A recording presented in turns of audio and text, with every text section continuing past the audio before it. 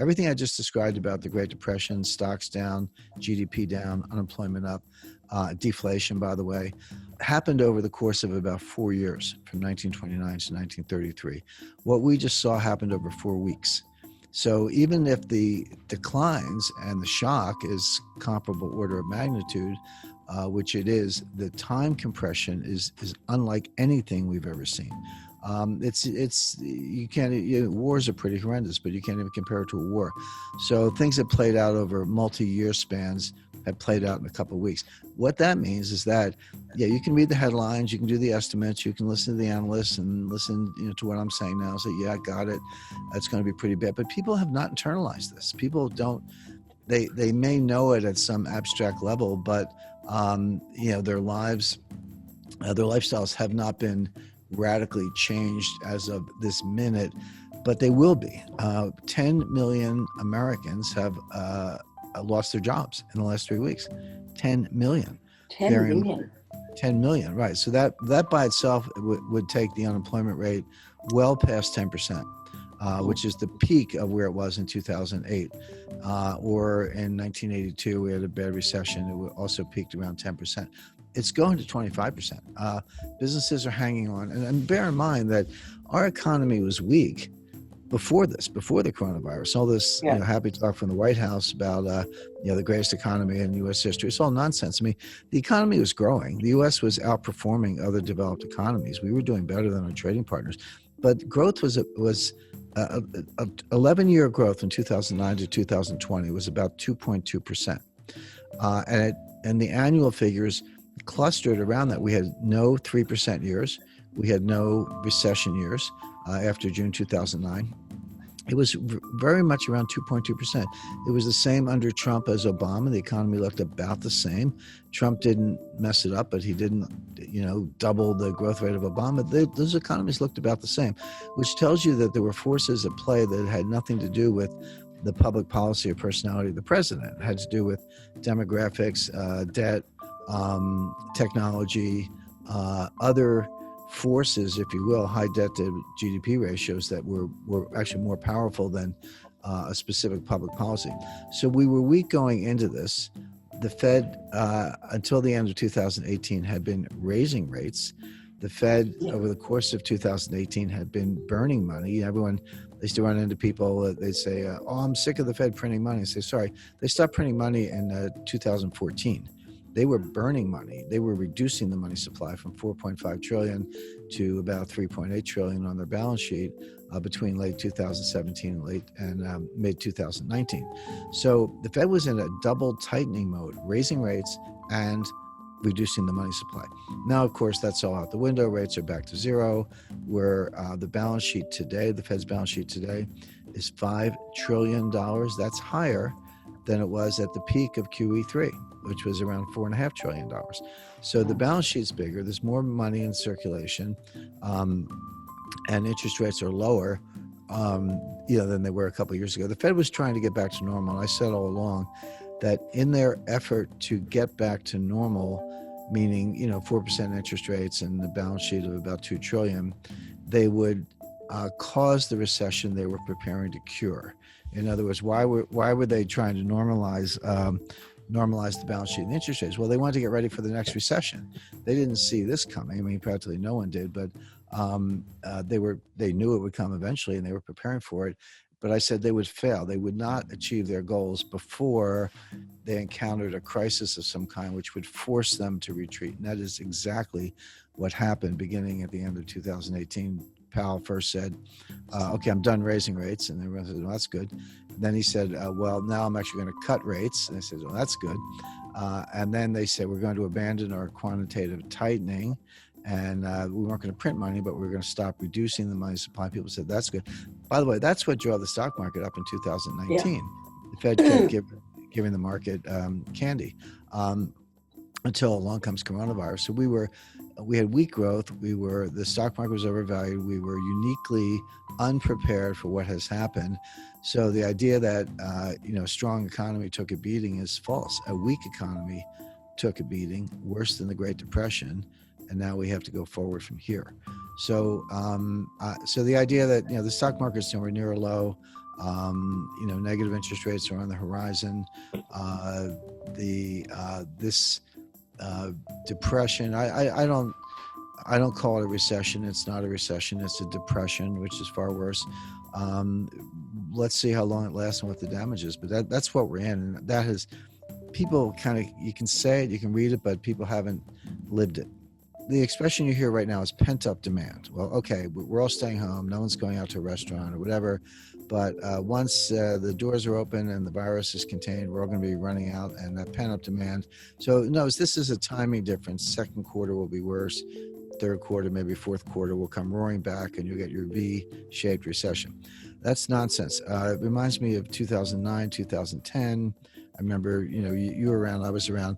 We heard the expression, at least in the U.S., green shoots. Everyone was, commenting, here come the green shoots. Look at the green shoots. That was nonsense. They were brown weeds. They weren't green shoots. In other words, we got 2.2% growth for 10 years or 11 years, but the average recovery since 1980 is 3.2%. We got 2.2%. So, and if you think 1 percentage point doesn't sound like a lot, it is. Take 1 percentage point times a $20 trillion economy compounded over 10 years yields $4 trillion in lost wealth. That's how much wealth we left on the table by not being able to get back to the old trend. We did grow, but it was depressed growth, and which is one definition of a depression. Now, the problem now is that where's this so-called pent-up demand? So my wife and I usually go out for dinner on a Friday night, which we do. We did not go out last Friday. We're not going out this Friday. May not go out for a while, but let's just say that by August, things are back to normal and we decide to go out for dinner. We're not going to order 10 dinners. We're going to order one. We're going to sit down and have dinner. Those other 9 dinners that we skip, that is lost output, permanently lost output. It's not a timing difference. Now, it's true that if I were going to buy a car last week and I chose not to because the dealer's closed, and I go out in August and buy the car, okay, that's a timing difference. We subtract it from second quarter GDP, add it to third quarter GDP. So that could be pent-up demand, so-called. So that is a timing difference. So then what you have to do to analyze future growth, you say, okay, well, of everything that's going on, how much are permanent losses and how much are temporary losses, timing differences? Well, 70% of the U.S. economy is consumption, and about 60% of that are services, not goods, meaning 42% of the entire economy is consumption of services, bars, restaurants, theaters, concerts, shows, movies, etc. And most of that, as I described, is lost permanently. So you're never going to get that back. And then the question is, how do you grow from there? Well, here, let's say you're a restaurant and you have 20 employees. Now your doors are shut. You've terminated all 20 of your employees. They're applying for unemployment, so they're getting some check from the government, but you've closed your business.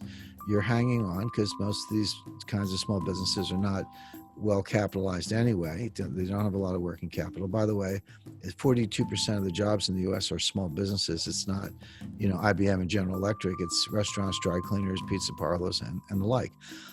Okay, so now let's say it's all clear, the virus is contained, you reopen your restaurant. Are you going to hire back all 20? Or will you perhaps say, well, I'll hire back 10 and we'll see about the other 10? You're going to have the same crowd? No, because behavior changes. You're going to have to set up fewer tables because they're going to have to be further apart. In other words, you're not going to recover all that lost growth, and 10 of those people are not going to get their jobs back. This is for the ones who hang on. There will be a lot of bankruptcies in the meantime. People just say, well, sorry, I'm just closing up shop permanently. I'm not reopening this restaurant.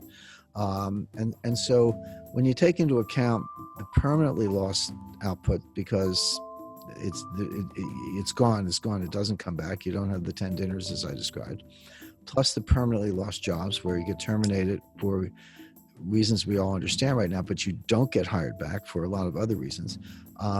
This is a depression-like characteristic. So will we grow again? Yes. Will we hit bottom? Yes. But we're going to hit bottom maybe 30%. I mean, I always talk about this all the time in terms of hedge fund performance. When you're down 30%, and then you go up 50%. Well, that's 50% of 70, which is only 35. I mean, that the math doesn't work in reverse in terms of. Let's say we went down 30%, which seems likely.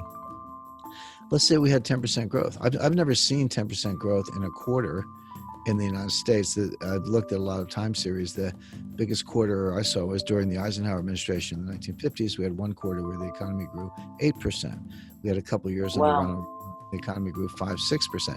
That's what a strong economy looks like, 5-6%. Yeah. Well, let's say we go down 30%, and it could be worse, but let's say 30. So now we're at 70.